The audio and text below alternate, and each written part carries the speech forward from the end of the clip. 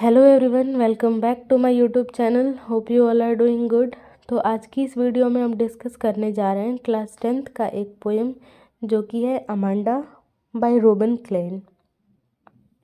तो बेसिकली हमारी जो पोएट हैं रूबेन क्लेन, वो इस पोएम के थ्रू हमें एक लड़की के बारे में बता रही हैं जिसका कि नाम अमांडा है। वो बहुत सारी ऐसी एक्टिविटीज़ परफॉर्म कर रही है जो कि उसकी मदर को अच्छा नहीं लग रहा है, या फिर वो ये सोच रही हैं, उसकी जो मदर है वो ये सोच रही हैं कि अमांडा जो है वो बहुत सारी ऐसी एक्टिविटीज़ परफॉर्म कर रही है या फिर कुछ ऐसे काम कर रही है जो कि सोसाइटी के पॉइंट ऑफ व्यू से अच्छा नहीं होता है। और वो बार बार उसकी जो गलतियां हैं, या फिर हम बोल सकते हैं वो बार बार जो कुछ छोटी छोटी सी गलत चीज़ें कर रही है उसको बार बार पॉइंट आउट करके उसे हम बोल सकते हैं एज अ कंप्लेन, ठीक है। उससे बार बार कंप्लेन कर रही है कि तुम ये चीज़ें मत करो, तुम ये चीज़ें ऐसे करो, तुम्हें किसी से किस तरीके से बात करनी है, तुम्हें क्या खाना है, तुम्हें कैसे बैठना है, ठीक है। तो यहाँ पे भी ना जो हमारी पोएट हैं वो उन्होंने ये नहीं बताया या फिर ये क्लियर नहीं किया है कि अमांडा को ये सारी चीज़ें उनकी मदर ही बता रही हैं। लेकिन हम अपने घर को ही देखें तो 80 to 90% हर घर में जो हमारे पेरेंट्स होते हैं या फिर हमसे जो एल्डर्स होते हैं वही हमें हर चीज़ के बारे में बता रहे होते हैं कि हमें किस तरीके से किसी के सामने खुद को कैसे एक्सप्रेस करना है, या फिर किस तरीके से हमें किसी के सामने बिहेव करना है, ठीक है। तो इस पोएम के थ्रू जो हमारी पोएट हैं वो एक नहीं, हमें दो दो मैसेजेस दे रही हैं, ठीक है। यहाँ पे इस पोएम के थ्रू हमें ये मैसेज नहीं मिल रहा है कि किस तरीके से पेरेंट्स जो है वो अपने बच्चे को अच्छे तरीके से बिहेव करना सिखा रहा है। यहाँ पे जो हमारी पोएट है वो हमें ये बता रही है कि इस पोएम के थ्रू कि हमें किसी बच्चे को अच्छे से हर एक चीज़ को क्लियर करके समझाना चाहिए या फिर बहुत आराम आराम से समझाना चाहिए। इस पोएम में जो अमांडा की मदर है वो उसकी चीज़ों को ना कंप्लेनिंग वे में बता रही हैं, ठीक है। जैसे कि एग्ज़ाम्पल अगर आप एक लो तो एक छोटा बच्चा है और वो होमवर्क करके नहीं आ रहा है, ठीक है। और बार बार आप उसे डांट रहे हो कि तुम होमवर्क क्यों नहीं कर रहे हो, ठीक है। तो अगर आप उसे लगातार रोज़ रोज़ इसी चीज़ के लिए डांटो तो लास्ट में क्या होगा, एट ए टाइम वो बच्चा यही सोचेगा या फिर उस बच्चे के मन में यही बैठ जाएगा कि ज़्यादा से ज़्यादा ये क्या करेंगे, या तो मुझे डांटेंगे या तो मुझे मारेंगे, ठीक है। वो अपनी गलतियों को नहीं समझेगा और नहीं तो वो अपनी एक अलग ही दिमाग में चीज़ें ले लेगा, ठीक है। और दूसरी चीज़ ये है कि अगर आप किसी इंसान को किसी चीज़ के बारे में, अच्छे बुरे के बारे में बता रहे हो तो उसे कंप्लेनिंग वे में या बार बार टोकने के तरीके से मत बोलो। पहले आप उस पर्सन को एनालाइज करो और उसकी पर्सनैलिटी को देखो कि उसे किस तरीके से समझाना है, ठीक है। तो बेसिकली इस पोएम में भी कुछ ऐसी ही चीज़ें गिवन है। तो सबसे पहले हम पोएम को लाइन बाय लाइन रीड करेंगे, उसके बाद समझने की कोशिश करेंगे कि पोएम में क्या क्या गिवन है, ठीक है। Don't bite your nails Amanda, don't hunch your shoulders Amanda, stop that slouching and set up straight Amanda. तो यहाँ पे आप देख रहे हो कि हंच गिवन है। हंच का मतलब कि बेंड हो जाना, ठीक है। और स्लाउचिंग मतलब कि एक रिलैक्स्ड पोस्चर में बैठना, ठीक है। अब जो फर्स्ट पैराग्राफ है वो हम सपोज कर रहे हैं कि ये अमांडा की मदर कुछ इंस्ट्रक्शंस दे रही हैं अपनी बेटी अमांडा को, ठीक है। तो सबसे पहले वो अमांडा से यही बोल रही हैं कि तुम अपने नेल्स को बाइट मत करो। मतलब कि आपने कुछ लोगों में देखा होगा ना, वो अपने नेल्स बाइट करते रहते हैं। और ये बात भी सही है कि नेल्स बाइट करना अच्छी चीज़ नहीं होती है, ठीक है। ये बैड मैनर्स होते हैं, ठीक है। और नेल बाइट करने के ऊपर भी हमारी सोसाइटी में बहुत सारे प्री कंसीव्ड नॉर्म्स हैं, जैसे कि नेल बाइट करने के ऊपर ही 3 नॉर्म्स है, ठीक है। कुछ लोग नेल बाइट्स करने को इस वे में लेते हैं कि जो लोग नेल बाइट करते हैं वो बहुत ज़्यादा नर्वस हो रहे होते हैं या फिर कुछ बहुत ज़्यादा डीपली सोच रहे होते हैं, तभी वो नेल को बाइट करते हैं, ठीक है। सेकंड चीज़ कि कुछ लोग ये सोचते हैं कि जो लोग दिमाग से लेज़ी होते हैं या फिर हम सोच रहे हैं जो लोग बहुत ज़्यादा स्मार्ट नहीं होते हैं वही नेल्स को बाइट करते हैं। थर्ड, कहीं कहीं पे आप देखोगे कुछ लोग ये भी बोलते हैं कि नेल्स बाइट करना जो होता है वो एक कहीं ना कहीं बहुत ज़्यादा इंटेलिजेंट या ब्रिलियंट लोगों की एक अलग तरह की क्वालिटी होती है, ठीक है। तो यहीं पे नेल बाइट करने के ऊपर भी तो बहुत सारे आपको सोसाइटी में नॉर्म्स देखने को मिल गए ना। तो यहाँ पे अमांडा की मदर जो है वो अमांडा को यही बोल रही है कि नेल्स अपने बाइट मत करो, ठीक है। सेकंड लाइन में वो ये बोल रही हैं, don't hunch your shoulders Amanda, stop that slouching and sit up straight. अब फर्स्ट पैराग्राफ में अमांडा की जो मदर है वो अमांडा को बोल रही है कि तुम अपने शोल्डर्स को झुकाओ मत, ठीक है। जैसे कि हम अपने शोल्डर्स को थोड़ा सा झुका लेते हैं ना, तो वो अमांडा को ये बोल रही है कि अपने शोल्डर्स को मोड़ो मत या झुकाओ मत। Stop that slouching and sit up straight. अब स्लाउचिंग का मतलब कि मैंने आपको बताया कि रिलैक्स्ड वे में बैठना या फिर बिना किसी फिक्र के बैठना, ठीक है। जैसे कि आप कहीं से थक के आते हो तो आप सोफे पे पहले बैठते हो और धीरे धीरे कैसे रिलैक्स्ड पोस्चर में चले जाते हो, मतलब कि आप या तो अपने कमर को या फिर अपने शोल्डर को थोड़ा सा बेंड करके बैठ जाते हो या फिर अपने पैरों को थोड़ा सा अच्छे से इजी वे में फैला के बैठते हो, ठीक है। तो सेम चीज़ अमांडा की मदर जो है वो अमांडा को यही बोल रही है कि तुम स्ट्रेट बैठो, ऐसे कंधे को झुका के मत बैठो, ठीक है। अब यहाँ पे देखो,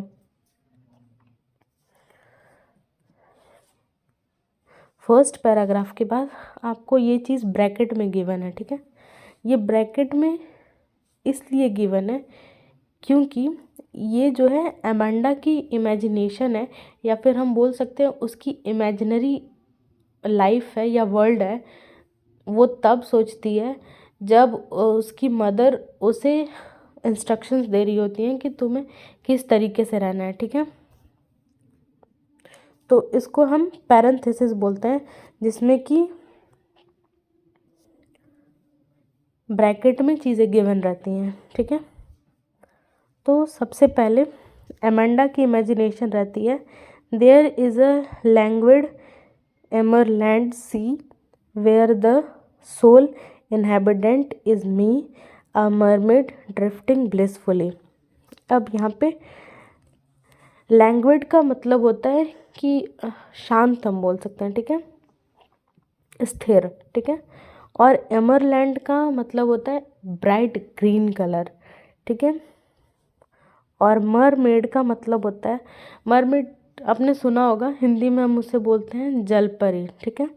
ये एक तरह का मिथ क्रिएचर है जो कि सी में रहता है। मिथ क्रिएचर मतलब कि वो चीज़ सच नहीं होती है, ठीक है। जैसे कि जलपरी का आपने पूरा बॉडी स्ट्रक्चर देखा होगा, तो आधा पार्ट जो होता है वो उसका एक फीमेल का बॉडी होता है, ठीक है।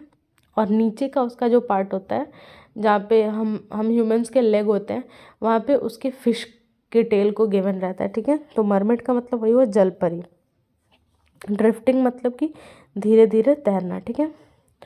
अब अमांडा की जो इमेजिनरी वर्ल्ड है उसमें वो ये सोच रही है कि वो अपने इमेजिनरी वर्ल्ड में एक मरमेड है, मतलब कि जलपरी है। और वो ये बता रही है कि अब वो अपने इमेजिनरी वर्ल्ड में एक सी को देख रही है जो कि बहुत ज़्यादा शांत है और स्थिर है। और उस सी का कलर कैसा है, एमरल्ड सी है, मतलब कि ब्राइट ग्रीन कलर का सी है। और वो वहाँ पे खुद को एक अकेला इनहेबिटेंट समझ रही है, मतलब कि एक अकेले रहने वाला हम प्राणी बोल सकते हैं या फिर जीव बोल सकते हैं जो कि उस सी में रह रहा है। और वो कौन है, अमांडा है। एज अ मरमेड, मतलब कि वो वहाँ पे खुद को जल पर ही इमेजिन कर रही है और धीरे धीरे वो तैरते हुए उस सी के अंदर घूम रही है बहुत खुशी के साथ। ठीक है, अब यहाँ पे अमांडा की जो इमेजिनेशन है वो ख़त्म होती है। अब फिर थर्ड पैराग्राफ में आप देखो कि फिर से अमांडा की जो मदर है, मतलब ये अब उसकी फिर से रियल लाइफ आ गई। ठीक, यहाँ पे इस पोएम में आपको एक लाइन में अमांडा के रियल लाइफ, मतलब कि उसकी लाइफ का वो फेस दिखाया जाएगा जहाँ पे कि उसकी मदर उसे सारी चीज़ें समझा रही हैं कि किस तरीके से उसे रहना चाहिए, और उसके बाद इन कंट्रास्ट आपको अमांडा की इमेजिनरी लाइफ के बारे में बताया जा रहा है कि वो कैसे रहना चाहती है। ठीक है, अब यहाँ पे थर्ड पैराग्राफ में गिवन है कि अमांडा की मदर अमांडा से क्या चीज़ बोल रही है या फिर क्या क्वेश्चन कर रही है। Did you finish your homework Amanda? Did you tidy your room Amanda? I thought I told you to clean your shoes Amanda. अब थर्ड लाइन में जो अमांडा की मदर है वह अमांडा से कुछ क्वेश्चंस पूछ रही हैं, जिनमें कि पहला क्वेश्चन ये रहता है कि अमांडा क्या तुमने अपना होमवर्क कंप्लीट कर लिया? ठीक है, सेकंड क्वेश्चन वो ये पूछती हैं कि क्या तुमने अपना रूम क्लीन किया? और थर्ड में वो अमांडा से ये बोलती हैं कि शायद मैंने तुम्हारे शूज़ को भी क्लीन करने के लिए तुम्हें कहा था। ठीक है, तो ये तो रही अमांडा की मदर की इंस्ट्रक्शंस या क्वेश्चंस जो कि वो अमांडा से कर रही हैं। ठीक है, तो फिर से हम फोर्थ पैराग्राफ में आते हैं जो कि अमांडा की इमेजिनरी वर्ल्ड को बता रहा है। अब जब उसकी मदर उस टाइम पे उससे ये सारे क्वेश्चंस पूछ रही होती है, उसी टाइम पे अमांडा जो है वो फिर से अपने इमेजिनरी वर्ल्ड में चली जाती है। तो उसकी इमेजिनरी वर्ल्ड कुछ इस तरीके से रहती है कि वो सोच रही है कि I M N orphan roaming the street. Orphan का मतलब आप समझ रहे हो, मतलब कि अनाथ। ठीक है, एक ऐसा चाइल्ड जिसके पेरेंट्स नहीं है। ठीक है, अब यहाँ पे ऑर्फन का मतलब ये मत लेना आप कि अमांडा जो है वो सोच रही है कि उसके पेरेंट्स इस दुनिया में ना रहे। वो उस दुनिया की बात कर रही है जो कि उसने खुद एक इमेजिनरी दुनिया बनाई है। ठीक है, उसमें वो खुद को एज अ ऑर्फन इमेजिन कर रही है जो कि गलियों में घूम रही है बिना किसी फिक्र के, और फिर वो जाके समुद्र के किनारे बैठती है और अपने बेयर फीट्स, मतलब कि अपने पैरों में बिना कुछ पहने वो अपने खुले पैर से जो सी के, मतलब कि समुद्र के आसपास जो एक सॉफ्ट सी डस्ट होती है ना, मतलब कि रेतीली मिट्टी होती है ना, उससे वो कुछ पैटर्न्स बना रही है। ठीक है, तो यहाँ पे इस लाइन में जो ऊपर वाली लाइन है कहीं ना कहीं वो ऊपर वाले पैराग्राफ से ही रिलेट कर रही है, क्योंकि उसमें आप देखा ना कि अमांडा की जो मदर है वो अमांडा को बोल रही है कि तुमने अपने शूज़ को क्लीन किया कि नहीं। तो इसमें वो अमांडा जो है वो यही बोल रही है कि मैं अपने खुले पैर से, मतलब कि अगर वो खुले पैर रहेगी और वहाँ पे डस्ट पे जो सी साइड में जो सॉफ्ट डस्ट होती है अगर उस पर वो कुछ पैटर्न्स भी बनाती है तो उसके खुले पैर रहेंगे तो ऑब्वियस सी बात है शूज़ गंदे होने का तो कोई चांस नहीं रहेगा ना। तो यहाँ पे अमांडा की यही इमेजिनेशन होती है कि वो एक ऑर्फन है और वो ऐसी ही सड़कों पे घूम रही है और फिर जाके वो समुद्र के किनारे बैठती है और अपने खुले पैरों से वहाँ पे समुद्र के किनारे जो रेत होती है उस पर वो कुछ पैटर्न्स बना रही है। अब वो यहाँ पे बता रही है कि the silence is golden, the freedom is sweet. अब बता रही है कि जो लाइफ वो खुद के लिए इमेजिन कर रही है उसमें जो साइलेंस है वो उसके लिए एज अ गोल्डन है। जैसे कि हमारे लिए गोल्ड जो है वो बहुत ज़्यादा प्रीशियस होता है, कीमती होता है, वैसे ही उस लाइफ में अमांडा के लिए जो उसके लिए शांति है वो एज अ गोल्ड के जितना ही प्रीशियस है। ठीक है, और फ्रीडम जो है उतना ही मीठा है जितना कि हम स्वीट को समझते हैं। ठीक है, don't eat that chocolate Amanda, remember your acne Amanda, will you please look at me when I am speaking to you Amanda. अब फिर से अब हम आ जाते हैं अमांडा की रियल लाइफ में, जिसमें कि उसकी मदर जो है अमांडा को बोल रही है कि तुम चॉकलेट मत खाओ, क्योंकि अगर तुम चॉकलेट खाओगी तो फिर से तुम्हारे फेस पे एक्ने हो जाएगा, मतलब कि पिंपल्स आ जाएंगे। चॉकलेट खाने की वजह से पिंपल्स आ जाते हैं, ठीक है। उसके बाद अमांडा की मदर अमांडा से बोल रही है, will you please look at me when I am speaking to you. क्या तुम मेरी तरफ देखो, क्या तुम मेरी तरफ देख सकती हो जब मैं तुमसे कुछ बोल रही हूँ, तुमसे बातें कर रही हूँ, ठीक है। अब यहाँ पे आप इस लाइन से यही समझो कि बार बार जो अमांडा की मदर है उसे बार बार इंस्ट्रक्शंस दे रही है, या फिर उस चीज़ के लिए रोक टोक रही है, या फिर डांट रही है।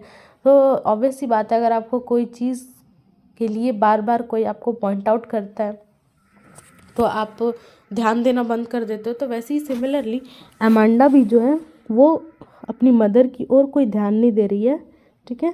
तो वही उसकी मदर बोल रही है कि क्या तुम मेरी ओर ध्यान दोगे या फिर मेरी ओर देखोगे जब मैं तुमसे बात कर रही होती हूँ, ठीक है। अब आते हैं हम नीचे के पैराग्राफ में, जिसमें कि फिर से जब अमांडा की मदर उसे ये सारी चीज़ें समझा रही होती हैं तो फिर से वो अपने इमेजिनरी वर्ल्ड में चले जाते हैं, ठीक है। अब वो अपनी एक थर्ड इमेजिनरी वर्ल्ड के बारे में बता रही है, जिसमें कि I am a Rapunzel, I have not care, life in a tower of tranquil and rare, I certainly never let down my bright hair. अब अमांडा जो है वो सोच रही है कि अगर मैं एक रपेंजल होती, रपेंजल का मतलब कि आपने फेरी टेल्स में वो एक प्रिंसेस के बारे में सुना होगा ना, जिसके कि बहुत ज़्यादा बड़े बाल होते हैं और एक बिच जो है वो उसे लाके और एक टावर के शेप जैसा एक घर होता है उसमें जाके वो उसे कैद कर देती है। और उस घर में मतलब कि ऊपर जाने के लिए कोई भी स्टेयर्स वगैरह या फिर कोई भी सोर्सेज नहीं होती हैं। और जब वो उसे ऊपर जाना होता था रपेंजल के पास, तब वो उससे उसकी हेयर्स को डाउन करने के लिए बोलती थी खिड़की से, ताकि वो उसके हेयर्स के थ्रू चढ़ के और अंदर एंटर कर सके। तो वो खुद को यही इमेजिन कर रही है कि अगर वो अपने उस इमेजिनरी वर्ल्ड में होती तो वो एक रेपेंजल होती और उसे किसी चीज़ की कोई परवाह नहीं होती, क्योंकि सेम वो भी उसी टावर में रहती जहाँ पे कि किसी का कोई आने जाने का कोई रास्ता नहीं है, ठीक है। और उसके बाद वो ये भी बोल रही है कि अगर मैं रेपेंजल होती और मेरे बहुत लंबे बाल होते तो मैं उसको कभी भी नीचे नहीं देती ताकि कोई भी उसके थ्रू चढ़ के आ जाए। अब उस फेरी टेल के हिसाब से तो रेपेंजल अपने बाल नीचे दे देती थी ना, जब वो बिच उसे बोलती थी कि मुझे ऊपर आना है। तो यहाँ पे अमांडा ये बोल रही है कि मैं अपने हेयर्स को कभी नीचे नहीं करती अगर कोई मेरे पास भी आना चाहता तो, ठीक है। अब देखो फिर से जो अमांडा की मदर है वो अमांडा को कुछ चीज़ें बता रही हैं, ठीक है। लास्ट पैराग्राफ में, stop that sulking at once Amanda, you were always so moody Amanda, any one would think that I nagged at you, ठीक है। अब यहाँ पे लास्ट पैराग्राफ में अमांडा की जो मदर है वो अमांडा को डांट रही हैं, ठीक है। Stop that sulking at once Amanda, मतलब कि जैसे कि अगर आपको कोई एक ही चीज़ के लिए बार बार डांट रहा है कि ये चीज़ मत करो, तो एक टाइम के बाद आपको गुस्सा आ जाता है ना, या फिर आपका मूड बहुत ज़्यादा ख़राब हो जाता है, ठीक है। तो वैसे ही अमांडा की मदर बार बार उसे उसी चीज़ के लिए पॉइंट आउट कर रही है, या फिर डांट रही है, या फिर कंप्लेन कर रही है कि तुम ये चीज़ मत करो, ये मत खाओ, ऐसे मत रहो, ठीक है। तो एक टाइम के बाद अमांडा का भी मूड जो है वो बहुत ज़्यादा ख़राब हो जाता है। तो उसकी मदर क्या बोलती हैं कि तुम ऐसे मूड अपना मत किया करो, ठीक है। तुम बहुत ज़्यादा मूडी हो हमेशा से ही, तुम्हारे मूड स्विंग्स बहुत जल्दी हो जाते हैं, ठीक है।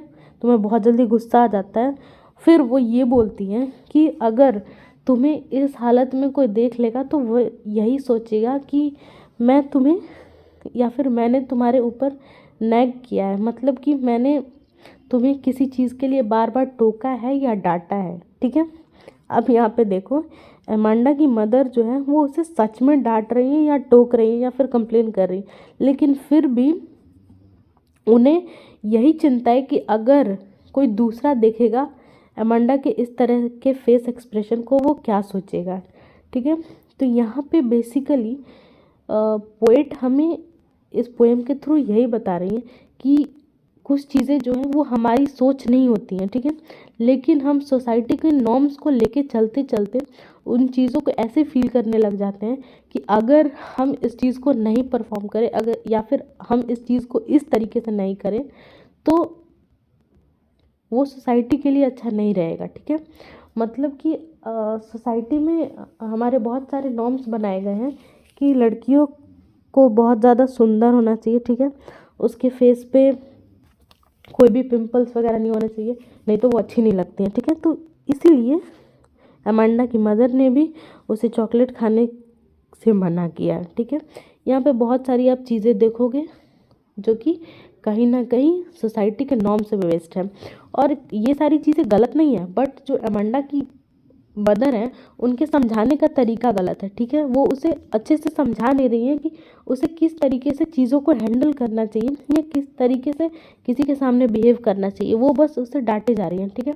और यही एक कारण है जिसके थ्रू अमांडा जो है उसकी बॉडी तो वहाँ पे है बट उसका जो माइंड है वो वहाँ पे प्रेजेंट नहीं है।